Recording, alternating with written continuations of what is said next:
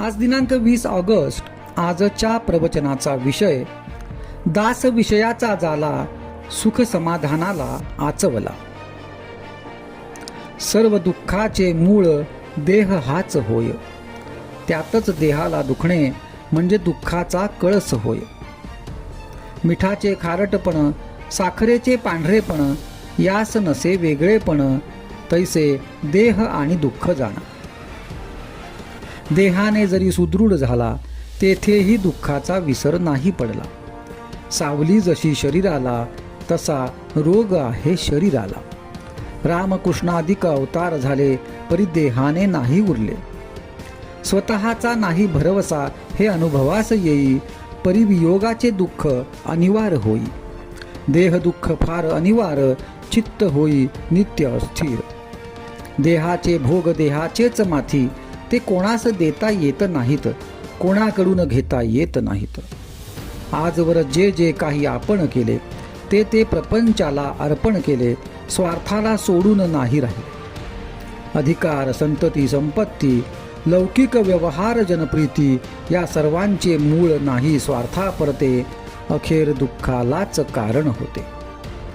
जो जो प्रयत्न केला आपण तेच सुखाचे निधान समजून कल्पनेने सुख मानले, हाती आले असे नाही झाले। ज्याचे करावे बहुत भारी, थोडे चुकता उलट गुरगुरी, ऐसे स्वार्थपूर्ण आहे जन, हे ओळखून वागावे आपण।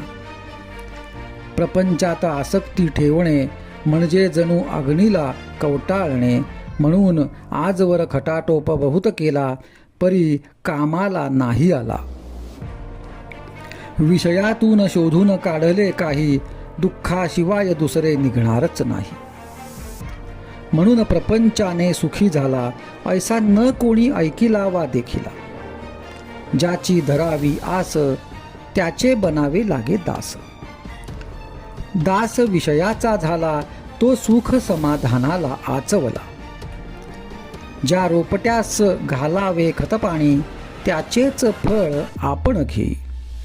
विषयास घातले खत जाण तरी कैसे पावावे समाधान। प्रपंचातील संकटे अनिवार्य, कारण प्रपंच दुःखरूप जाण।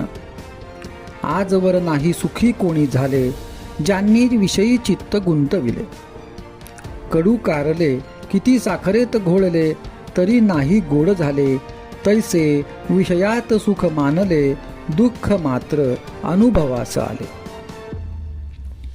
प्रपंचातील उपाधी देता असे सुख दुःखाची प्राप्ती। संतती, संपत्ती, वैभवाची प्राप्ती, जगातील मानसन्मानाची गती, आधुनिक विद्येची संगती न येईल समाधानाप्रती। प्रपंचातील सुखदुःखाची जोडी आपणाला कधी न सोडी। नामातच जो राहिला नामापरता आठव नाही ज्याला, परमात्मा तारतो त्याला हाच पुराणींचा दाखला। आजचा सुविचार, नका करू आटाआटी राम ठेवावा कंठी।